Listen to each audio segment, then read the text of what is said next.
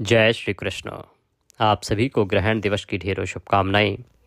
प्रिय दर्शकों, आज के इस वीडियो में हम बात करेंगे कि ये जो ग्रहण है 3 मार्च को, ये भारत में कहाँ कहाँ दिखाई देगा।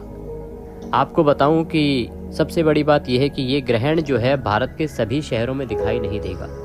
बहुत से ऐसे शहर हैं जहाँ इस ग्रहण का कोई प्रभाव ही नहीं है, और उनमें कुछ बड़े शहर हैं जैसे मुंबई, जैसे अहमदाबाद, ऐसे कई बड़े शहरों में, बड़े भूभाग में ये ग्रहण लगने ही नहीं जा रहा है। सभी स्थान का सूतक समय अलग है, ग्रहण का समय अलग है। तो इस वीडियो में यही जानकारी प्रदान की जाएगी कि कहाँ कहाँ लगेगा सूतक, कहाँ कहाँ लगेगा ग्रहण, और कैसे आपको बचना है, क्या कर्म इस दिन आपको अवश्य करना है। आरंभ करते हैं जानकारी। आपसे निवेदन इतना है कि वीडियो यदि थोड़ा सा भी उपयोगी लगे तो एक बार लाइक अवश्य कर दीजिएगा।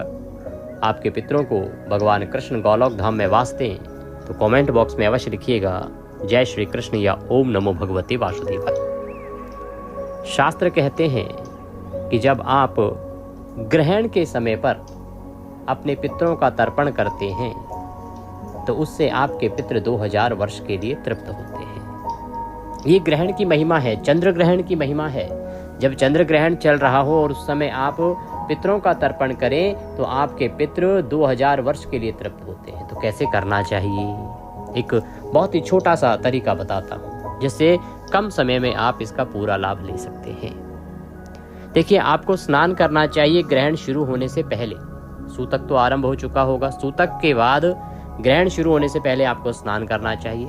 स्नान करके स्वच्छ वस्त्र धारण कीजिए, एक लोटा लीजिए तांबे का, उसमें पहले थोड़ा सा गंगा जल भरिए, फिर उसमें शुद्ध जल भरिए, थोड़े से काले तिल उसमें डालिए, एक कुशा मिल जाए तो कुशा डालिए, तुलसी का पत्ता डालिए और लोटे को सामने रखिए। दक्षिण दिशा की ओर मुख करके बैठ जाइए, आसन लगाइए और दक्षिण दिशा की ओर मुख करके बैठ जाइए और गीता के 7वें अध्याय का श्रवण कीजिए। गीता का 7वां अध्याय मैंने अपने चैनल पर अपलोड किया हुआ है। आप YouTube पर लिखिएगा गीता का 7वां अध्याय बाय देवभूमि, तो हमारा जो प्रतिष्ठित चैनल है जिस पर मिलियन के करीब सब्सक्राइबर हैं, वहाँ के बहुत सारे वीडियो आपको प्राप्त हो जाएंगे। उनमें से कोई भी एक वीडियो चला के आप गीता के 7वें अध्याय का श्रवण कीजिएगा।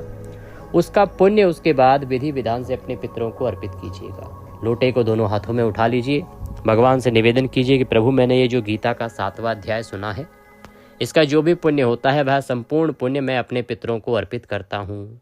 ये उन्हें प्राप्त हो तथा वो तृप्त हो, तृप्त हो, तृप्त हो। इस प्रकार से सभी पितरों को वह पुण्य अर्पित कीजिए और उस जल से तर्पण कीजिए। तर्पण कैसे करना है, दूसरा एक पात्र लीजिएगा। आपके सीधे हाथ में अंगूठे और उंगली के बीच का जो क्षेत्र है वह पितृ तीर्थ कहलाता है। तो उल्टे हाथ में लोटा पकड़िए, सीधे हाथ में अंगूठे और उंगली के बीच के क्षेत्र से आप दक्षिण दिशा की ओर मुख करके तर्पण कीजिए। उस जल को दूसरे पात्र में छोड़िए अपने हाथ से। मंत्र क्या बोलेंगे, आपको मंत्र बोलना है ओम ह्रीम श्रीम क्लीम स्वधा देव्यै स्वाहा, ओम ह्रीम श्रीम क्लीम स्वधा देव्यै स्वाहा। यह मंत्र भी आपको जब हम गीता के 7वें अध्याय का वीडियो बता रहे हैं उसमें प्राप्त होगा। इस विधि से तर्पण कीजिए। ये जल आज ऐसे ही रख दीजिएगा क्योंकि चंद्र ग्रहण जो है रात्रिकालीन बेला में होता है ना, रात्रि को तर्पण। अब प्रश्न आएगा, पंडित जी रात्रि को तो तर्पण नहीं करते। शास्त्र इसकी इजाजत देते हैं, जब ग्रहण हो तो उस समय आप रात्रि काल में भी तर्पण कर सकते हैं। पुण्य उतना ही मिलता है, दोष कोई नहीं है। बाकी समय में आप सूर्यास्त के बाद तर्पण नहीं कर सकते, पर ग्रहण के समय पर कर सकते हैं इस पुण्य का लाभ लेने के लिए। तो ये तर्पण कीजिएगा। जल जो है वो अगले दिन सुबह आप पीपल में अर्पित कर दीजिएगा। इतना सा कार्य भी यदि आप कर लेंगे तो भी आपके पितृ तृप्त हो जाएंगे। और शास्त्र क्या कहते हैं, 2000 वर्ष के लिए तृप्त। जितना हो सके दान दीजिए। दान कैसे करना है, आजकल तो UPI है, ग्रहण के समय UPI से दान कर सकते हैं, क्योंकि ग्रहण के समय मंदिर आदि तो बंद होते हैं। कहाँ दान दें, किसको दान दें, जाना संभव होता नहीं। तो अगर आप दक्षिणा कैश या कुछ सामग्री जैसे खाने की कोई सामग्री या कपड़े देना चाहते हैं, उनको हाथ लगा के भगवान से निवेदन करना कि प्रभु, मैं ये ग्रहण में दान करने का संकल्प कर रहा हूँ या कर रही हूँ, ये मैं ग्रहण का दान दे रही हूँ या दे रहा हूँ। ऐसे हाथ लगा के रख दीजिए ग्रहण के समय में, और जब ग्रहण समाप्त हो जाए वो आप उपयुक्त व्यक्ति को दे दीजिएगा। इस प्रकार से आपको ये दान करना है। ग्रहण का दान और ग्रहण में किया गया तर्पण ये बहुत पुण्य देता है। तर्पण तो आपने अवश्य करना है, ये पक्का जान लीजिए। प्रश्न उठता है और क्या कर सकते हैं। ग्रहण में खाना पीना नहीं चाहिए, भोजन आदि बनाना नहीं चाहिए। गर्भवती माताएं विशेष रूप से ध्यान रखें कि ना तो सोएं इस समय में। शास्त्र कहते हैं कि जो ग्रहण के समय सोता है वह घोर कष्ट को भोगता है, उसे कभी ग्रहण में सोना नहीं चाहिए, ग्रहण में खाना नहीं चाहिए, ग्रहण में रति क्रिया नहीं करनी चाहिए। रति क्रिया करने वाला अगले जन्म में सुअर होता है, और शौच आदि भी नहीं जाना चाहिए, ऐसा व्यक्ति दरिद्री होता है। तो इस प्रकार के नियम हैं ग्रहण के, इनसे आपको बचना चाहिए। अब बात करते हैं कि ग्रहण कब शुरू हो रहा है और कब होगा समाप्त। तो प्रिय दर्शकों, ये जो ग्रहण है, लोग कह रहे हैं जी 3:20 में शुरू हो जाए। 3:20 तो वो वहाँ का बताया है जब ग्रहण शुरू हो रहा है, लेकिन उस समय भारत में नहीं है 3:20 से। भारत में तो इसकी शुरुआत होगी 5 बजे के बाद, और 5 बजे के बाद भी शुरुआत हो रही है हमारे पूर्वी भारत के क्षेत्रों में, प्रदेशों में। धीरे धीरे ये बाकी क्षेत्रों में प्रभावी होगा। कुछ क्षेत्रों में ये 6 बजे के बाद प्रभावी होगा। दिल्ली जैसे क्षेत्र में तो 6:26 के बाद ही ग्रहण आरंभ होगा, और इसी के अनुसार इसका सूतक भी है। कुछ प्रांतों में 9 बजे से है, कुछ प्रांतों में 9:30 बजे से है, और पूर्वी भारत के प्रांतों में 8 बजे से लगा। हमने अपने दूसरे चैनल के माध्यम से आपको नंबर भी दिया था, आप उस नंबर पर हमारे साथ जुड़े। हमने आपके सभी प्रश्नों के उत्तर भी दिए और आपके सभी शहरों का बताया कि आपके शहर में किस समय, क्योंकि आपको अपने शहर का जानना था, आपने हमें व्हाट्सएप किया, हमने आपको बताया कि आपके शहर में इतने बजे ग्रहण आरंभ हो रहा है, अभी आप ये पाठ पूजा कर सकते हैं।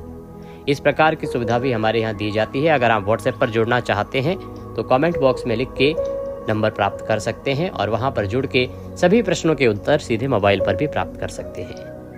ये ग्रहण कहाँ नहीं दिखने जा रहा है?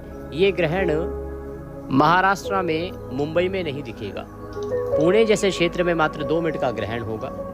गुजरात के बड़े भूभाग में, अहमदाबाद, सूरत में, मोरबी में, इन क्षेत्रों में ये ग्रहण दिखाई ही नहीं देगा। यहाँ पर इस ग्रहण का कोई प्रभाव नहीं है। अब आप कहेंगे क्यों नहीं है? क्योंकि वहाँ चंद्रमा का उदय ही ग्रहण समाप्ति के बाद होगा। हाँ, गुजरात में वडोदरा आदि जो क्षेत्र हैं वहाँ पर ग्रहण अवश्य होने जा रहा है 2-2, 5-5 मिनट के लिए, ये बड़े क्षेत्र में। लेकिन अहमदाबाद, सूरत, मोरबी, मुंबई, इस पूरे भूभाग में ग्रहण का कोई प्रभाव नहीं रहेगा। बाकी यदि आप अपने शहर के अनुसार समय जानना चाहते हैं कि कब आपके शहर में सूतक लग रहा है और कब होगा ग्रहण, तो आप कमेंट बॉक्स में अपने शहर का नाम लिख के भी पूछ सकते हैं, हम आपको वहां पर जानकारी प्रदान करेंगे। इसी प्रकार की अच्छी जानकारियां पाते रहना चाहते हैं तो चैनल को सब्सक्राइब करते जाइएगा, क्योंकि एक ज्योतिष संस्थान का चैनल है जहां आपको 100% सत्य पंचांग आधारित जानकारी प्रदान की जाती है। हरे कृष्ण।